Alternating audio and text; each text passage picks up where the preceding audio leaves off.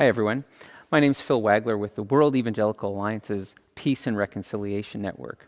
Recently, here in Canada, where I live, our defense minister gave a speech in which she said these words: "We do live in a world at the present time that appears to be growing darker."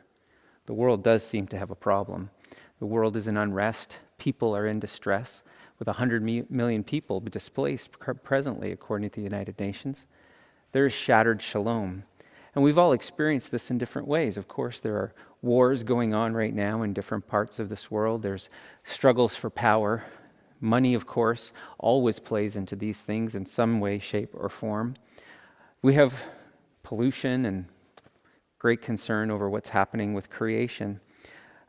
Even when it comes to beautiful neighborhoods, the reality is that what goes on inside a home, what goes on inside a life, can be very troubling and challenging. And we've just come through a pandemic and are still facing it that has created all kinds of problems and distress. So, is that what you look like? A little confused and unsure of what's going on? And how do we respond to this world that is facing problems? Do you have peace? Do you have peace? That's an interesting question. We all pray for the world to be at peace, but what about you? Do you have peace? Well, we believe with the World Evangelical Alliance that peace is found in Jesus Christ, as he gave himself for us so that we could have peace with God, our sins forgiven, shalom restored in our internal being, in relationship to God our Father, in relationship to one another, and in relationship to creation.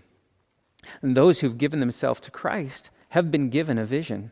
In Micah chapter 4, these amazing words: "They will beat their swords into plowshares and their spears into pruning hooks. Nation will not take up sword against nation, nor will they train for war anymore. Everyone will sit under their own vine and under their own fig tree." Is that a great image? "And no one will make them afraid, for the Lord Almighty has spoken." That's a vision from the heart of God that has been given to you. We also have this vision from Revelation chapter 22, verse 2, of each side of the river that flows from the throne of God, a tree of life bearing 12 crops of fruit, yielding its fruit every month. And the leaves of the tree are for the healing of the nations. We have a vision that seems to be very present, not just eternal, where we will experience the consummation of God's plans and purposes, but a vision from God that seems to be about now, about the present, about every age in which human beings live, because we have a great King. The promise of Isaiah is that to us a child is born, a son is given, and the government, the weight of rulership, will be on his shoulders, and he'll be called Wonderful Counselor, Mighty God, Everlasting Father, Prince of Peace. And our great King is a great reconciler. He himself, Ephesians chapter 2, is our peace, who has made the two groups one and has destroyed the barrier, the dividing wall of hostility, setting aside in his flesh the law and its commands and regulations, and his purpose was to create one new humanity out of the two, thus making peace. This is the work of our great King and reconciler. And we have been given a prayer, haven't we? The prayer is simple: "Your kingdom come. Your will be done on earth as it is in heaven." Once again, the promise and the invitation is to a present work and prayer to be realized. We're gifted and sent. Paul says in 2 Corinthians chapter 5 that all this is from God, who's reconciled us to himself through Christ and has given to us, given to you, the ministry of reconciliation. He's committed to us this message of reconciliation, and we are therefore Christ's ambassadors. So we're gifted and we're sent. We're gifted a ministry, the stewardship of the ministry of reconciliation. And we are God's children. Jesus said, "Blessed are the peacemakers, because they'll be called the children of God." So to be God's children, therefore, is to be a peacemaker.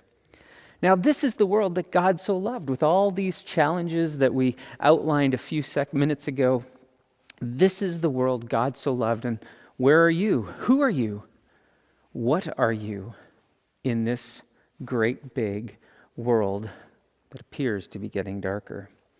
Now, perhaps you're not aware of this, but you have a global family.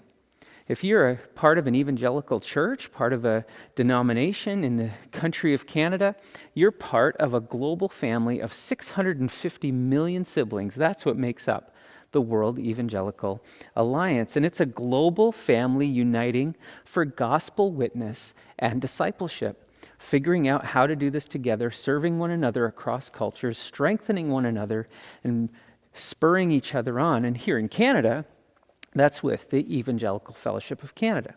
So the EFC here in Canada is part of this global family, and your church is most likely a part of the EFC. And it is this global family uniting for gospel witness and discipleship. And it's all over the world. And here's just a few examples from New Zealand to African Association of Evangelicals, the Latino Evangelical Alliance, the Asian, the Caribbean. Those are just a few. And then there's even small countries that have, like Eswatini, a conference of churches there. That's used to be called Swaziland, now Eswatini. And this one up here, the small country of Luxembourg even has an alliance that is a part of your global church family.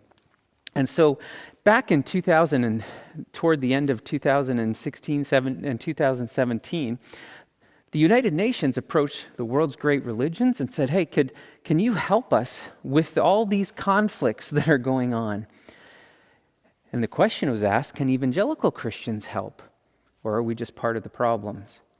Well, the WEA said we must help because peace and reconciliation is God's good news revealed in Jesus Christ. At the very heart of the gospel and the very heart of the mission that God has given to his church is the ministry of reconciliation. Peace with God, internal peace with ourselves, peace with our neighbors, even our enemies, and peace with creation is God's good news revealed in Jesus Christ. This is God's shalom, and thus the Peace and Reconciliation Network was born. Now, PRN's mission is to inspire and equip the church and people of peace, like you, to enable communities to live life in all its fullness. But the question is how? How will this be realized? Well, through you. Yeah, through me and through you in the particular places that we live and function in community with other believers. And so really it's through us together as we live this out.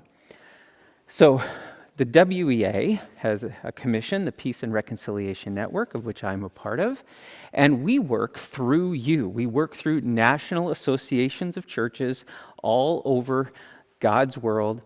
And what difference, and we ask this question, and what do you think? What difference might 650 million peacemakers and reconcilers make? Well, we believe they can actually make a huge difference. So PRN is a global team, and look at all those flags along the bottom. This is where some of our team, our advisory team, where work has been done in all these nations that you see represented by the flags here. And we're this global team seeking to embody the ministry and the hope of reconciliation, to embrace the ministry of reconciliation in our context, to experience the peace of Jesus with others. We teach, we restore, we assist, we initiate, and we network. It's what we do to help the local, national, and the global church be God's reconciling people living out his call. Now, we help the church shine. If you've ever been to a sporting event and you've left the game and all you've done is talked about the referee, chances are it wasn't a very good game, because you should never be there to see the referee. You should always be there to see the stars of that game shine. And so PRN simply functions in this way. Our job is to get into the background, kind of like a referee, and help the game, the church, the local, the national, and the global church shine in the work that God has given to every body of believers in the various contexts and the various conflicts that are going on all around the world and in your neighborhood. Now, this is an interesting picture. And there's a connection here between Babylon in 597 BC and Kharkiv, Ukraine in 2002. This picture is from the metro station, one of the metro stations in Kharkiv. There's an older woman in the front here who's clearly seen lots of things in her life. And there's a younger woman in the back, and they both seem to be appearing the same way. The younger woman's on her phone. Today, of course, these metro stations in Kharkiv have doubled as bomb shelters because of the war going on in Ukraine. Well, in Babylon, in 597 BC, the prophet Jeremiah said, hey, I sent you there. God said, I sent you there. So build houses, settle down, seek the welfare of this city. In Kharkiv in 2022, some of our Peace and Reconciliation Network partners are working in these underground stations, these metro stations in Kharkiv, to seek the best for the city. They're helping to organize life in these metro stations / bomb shelters. They're making a difference. They're determined to feast with those who are suffering, to be a blessing, to help build up the city.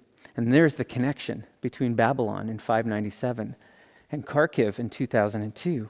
And right where you live, where there's conflict and despair, you are called to seek the shalom, the well-being, the welfare, the prosperity of the place that you've been sent to. It's part of God's heart.